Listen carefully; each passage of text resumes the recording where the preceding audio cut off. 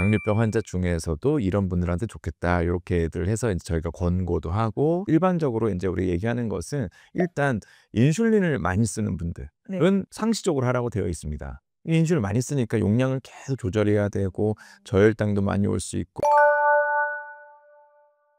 요즘에는 이 스마트워치로 내 건강을 실시간으로 체크하듯이 혈당도 실시간으로 체크할 수 있는 시대가 왔습니다. 알람 한 번에 내가 먹은 음식이 밝혀진다면 어떨까요? 자, 교수님, 저희가 오늘은 연속 혈당 측정기를 이야기를 해보려고 합니다. 그런데 이제 먼저 좀 개념을 잡고 넘어가야 될 부분이 뭐 이 당뇨병이 뭔지, 혈당 스파이크가 뭔지 너무 간단한 개념이지만 한번 잡고 넘어가 볼까요? 요즘 혈당 스파이크라는 표현을 많이 이제 쓰고 있는데요. 사실은 혈당 스파이크라는 거는 이제 혈당이 급격히 이제 올라가는 경우를 말하죠. 우리가 당 지수라고 하죠. 그런 당 지수가 높은 음식을 먹고 나면 당이 급격히 이제 오르는데 일반적으로 뭐 다 오를 수 있는데 이제 당뇨병 환자분들은 인슐린 분비 기능이 떨어져 있고 또 근육량도 감소되어 있고 그렇기 때문에 혈당이 더 급격히 올라갈 수가 있는데 그렇게 혈당이 너무 급격히 올라가다 보면 또 산화 스트레스가 생기고 심혈관 질환의 위험이 높아지기도 하고요.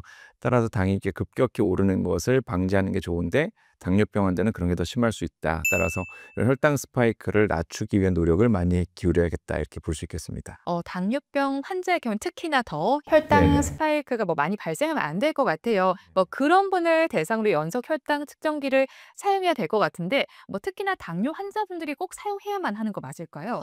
사실은 이제 이런 혈당 스파이크 요즘은 이제 좀 더 전문적인 용어로는 혈당 변이도라고 이제 표현하는데요. 네. 어떻게 표현하냐면 혈당 스파이크는 한 번 혈당이 팍 오르는 이렇게 화를 확 내는 그런 경우고 혈당 변이도는 좀 더 그것을 이제 수치화시켜서 하루 종일 얼마나 이 사람의 혈당이 오르락 내리락하는가 그러니까 일종의 기본 무드를 말하는 거죠. 그러니까 뭐 화를 막 많이 내면 또 당연히 무드가 나쁘겠죠. 그러니까 혈당 스파이크가 높은 사람들은 혈당 변이도도 높겠죠. 근데 이제 우리가 일반적으로 표현할 때는 혈당 변이도라고 해서 이제 수치로 예 표현하는데 이 연속 혈당이 나오면서 이런 개념이 생긴 거죠. 옛날에는 혈당이라는 거를 하루에 몇십 번을 잴 수는 없잖아요. 하루에 뭐 기껏해야 4번, 한두 번 재는 것도 어렵잖아요. 그러니까 하루에 한두 번 잰 걸 가지고 그 사람이 얼마나 혈당이 오르락 내리락하는 걸 알 수가 없잖아요. 네. 따라서 그것도 뭐 물론 혈당이 높을 때 재는 것보다는 오히려 혈당이 좋을 것 같을 때 내가 운동을 하고 잰다든가 적게 나고 와서 얼마나 잘 떨어졌는가를 재지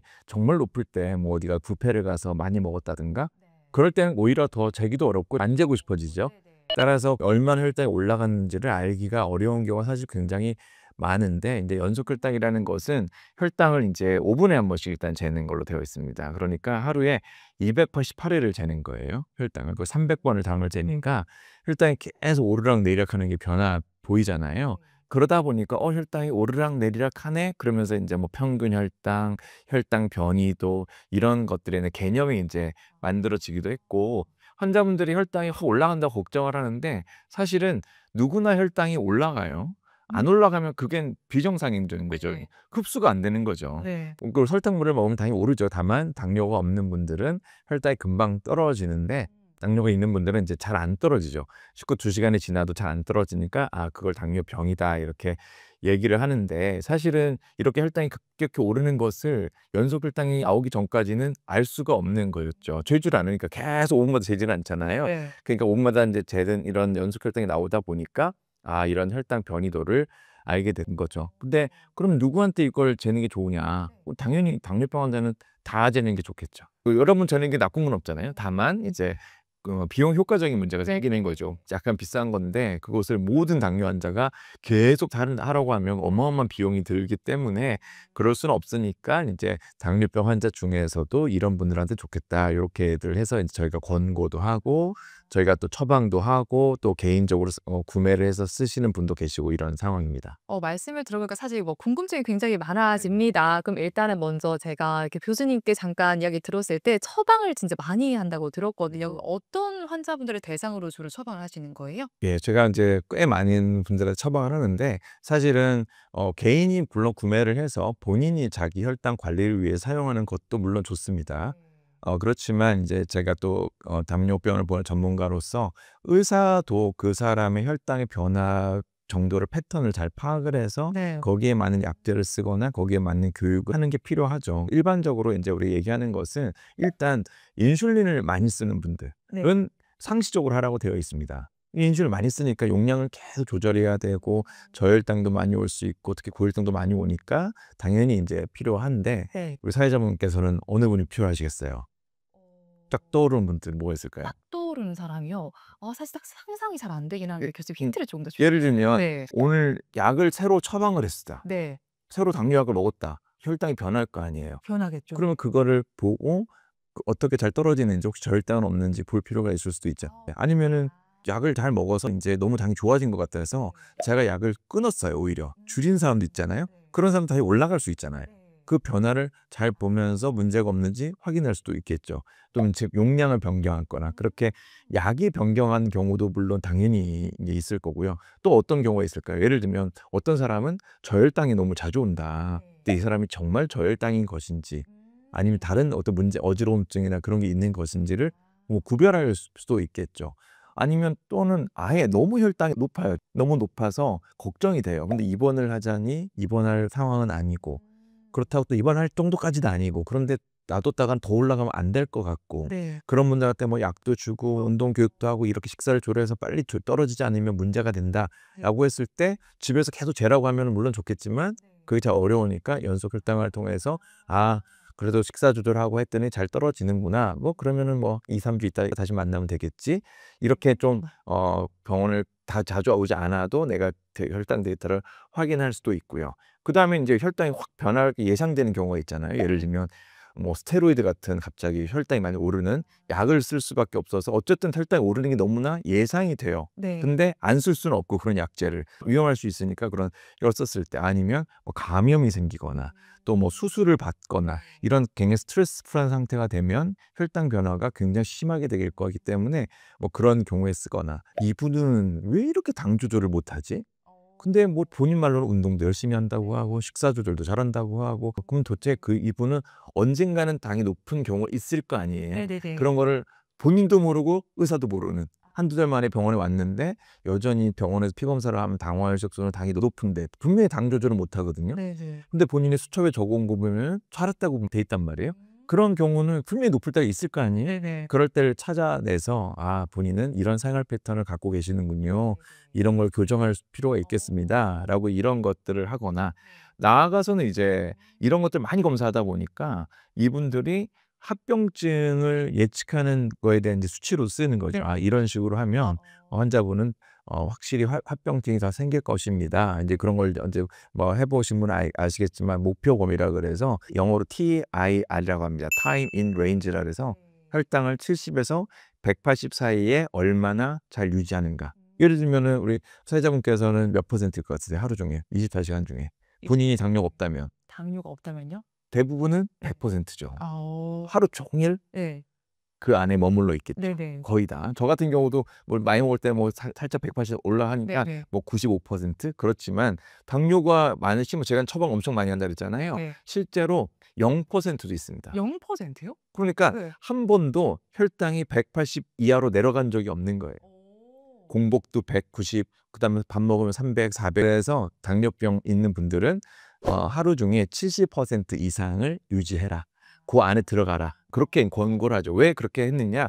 70% 정도 들어간 사람들은 그리고 우리가 당화혈색소가 한 7% 우리 목표에 되더라. 네. 그리고 TIR이라고 불렀던 목표 범위가 좋아질수록 실제로 합병증도 줄어들더라라는 연구가 많이 있기 때문에 그 환자분이 정확하게 그 TIR 그 값이 하루 중에 70% 이상으로 되고 있는지를 또 판단해주고 그 변화값을 보는 것도 매우 중요해서 이런 여러 가지 혈당의 변화 예측이 되거나 약을 끊었거나 뭐 새로 쓰거나 했거나 아니면 그 사람 혈당이 조절이 안 되는데 왜 나쁜지를 알고 싶거나 아니면 그 어떤 외부의 뭐 스트레스나 이런 어떤 약제나 수술 같은 것 때문에 당이 급격히 변할 가능성이 높거나 이런 경우에 모두 연속 혈당에 도움이 될 수 있습니다. 원래는 이제 연속 혈당 측정기를 부착하는 게 아니라 체열을 했던 걸로 알고 있어요. 그러니까 체열과 이 연속 혈당 측정기가 뭐 수치가 얼마나 비슷하게 나올지 궁금하거든요. 예를 들어서 뭐 둘 중에 정확도가 더 높은 게 있는 거예요? 피로 하는 게 사실 더 정확하죠. 그런데 이 피도 사실은 오차 범위가 있습니다. 제일 좋은 거는 우리가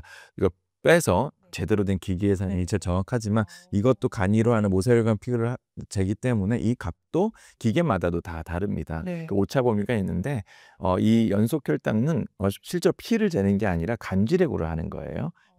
우리가 이 피하에다가 이 바늘을 넣어서 네. 거기 있는 그 간질액을 하기 때문에 실제로 혈당하고 간질액은 10에서 15분 차이가 납니다. 네. 혈당이 여기가 100이면 얘는 10분에 있다가 100이 되는 거죠. 그러니까 그런 시간적 갭도 차이가 있고요. 값 자체도 차이가 있는데 그래서 그걸 우리가 이제 영어로 뭐 오차범위 마드 값이라고 표현하는데 대개는 10% 이하가 돼야 됩니다.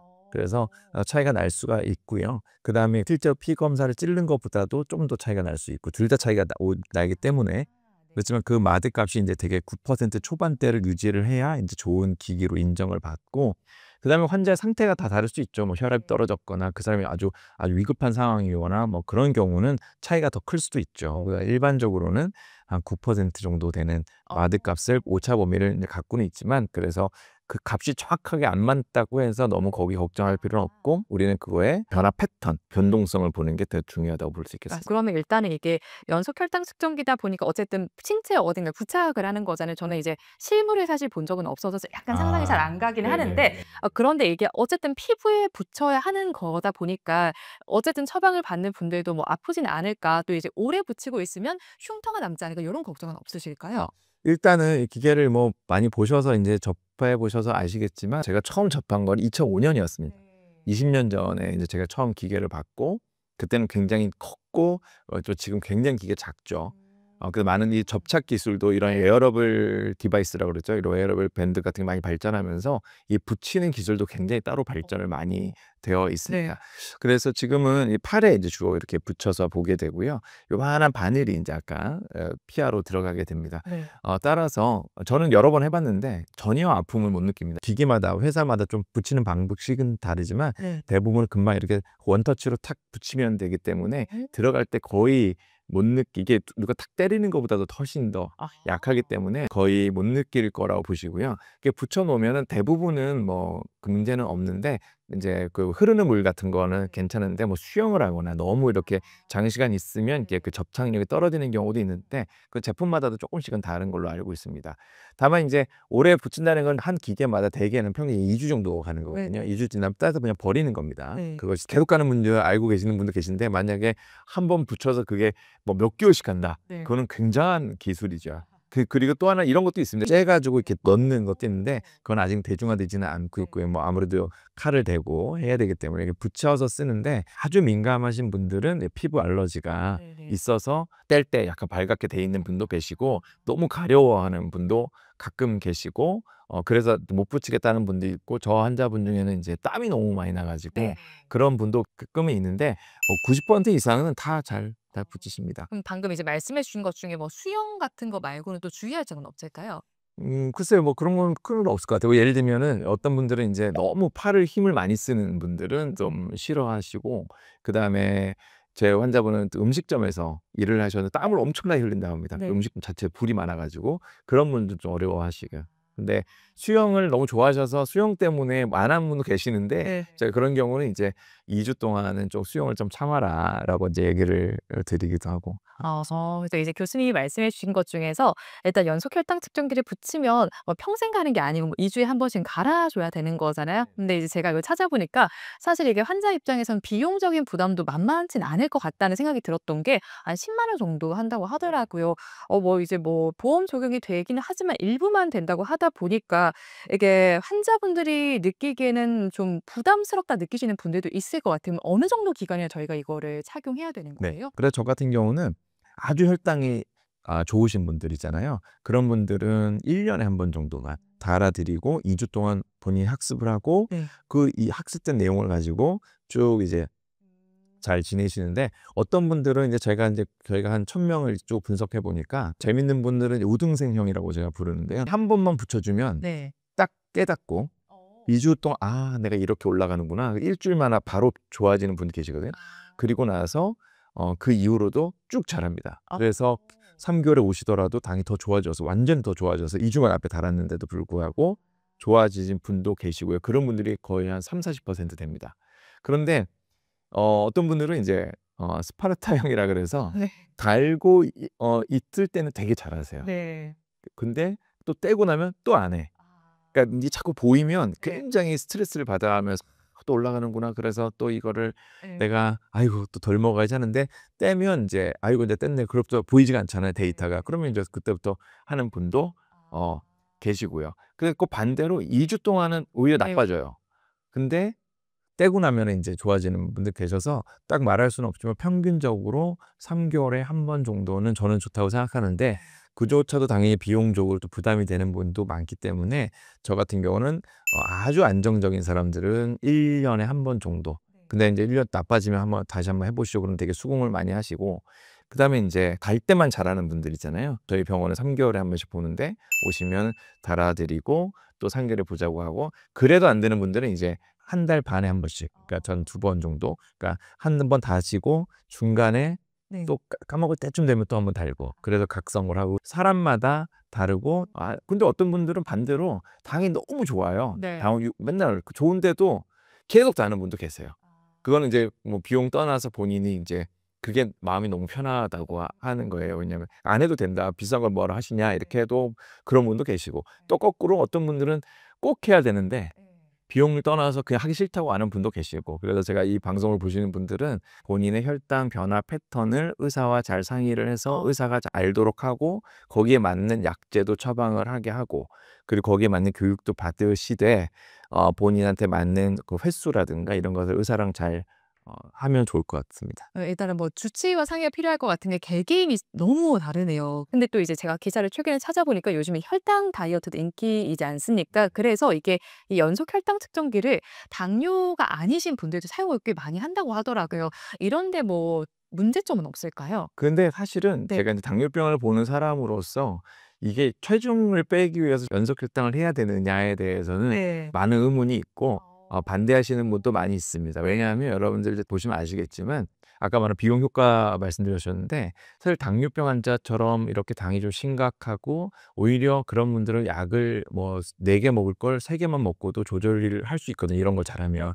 따라서 오히려 비용 효과적이죠. 왜냐하면 약값을 덜 쓰게 되니까. 네. 그럼에도 불구하고 우리가 이 좋은 건데도 많은 사람한테 하는 것에 대해서도 그 경제성을 따지고 있는데 근데 당뇨가 없는 사람이 체중을 빼기 위해서 이거를 이렇게 비싼 걸 계속해야 되느냐에 대해서는 물론 뭐 본인이 하고자 하는 것에 대해서는 그거 하는 건 좋지만 너무 거기에 이게 체중을 빼는 목적으로 비추어지는 것은 저는 전문가로서 보기에는 너무 우리 과하게 생각한다가 아닐까라고 개인적으로 좀 조심스럽게 생각하고요. 네. 대신에 뭐 하는 건 좋습니다. 그렇지만 오히려 그렇다면 당뇨병이 있는 분들은 특히나 당이 안 좋은 분들은 더더욱 더 열심히 해야 되는 게 오히려 맞다라고 보여지고 다만 인제 당뇨가 없는 분들은 달아보시면 아시겠지만 혈당 변화가 그렇게 급격히 일어나지 않아요. 금방 올라갔다 금방 떨어지거든요. 몇 번 해 보면 금방 알아서 굳이 그걸 봐야 되나 싶은데 당뇨가 있는 사람들은 엄청나게 올라갑니다. 그러니까 저는 당연히 이제 당뇨가 있는 그리고 조절도 잘 안 되는 어떤 목적을 가지고 하는 게 저는 맞다.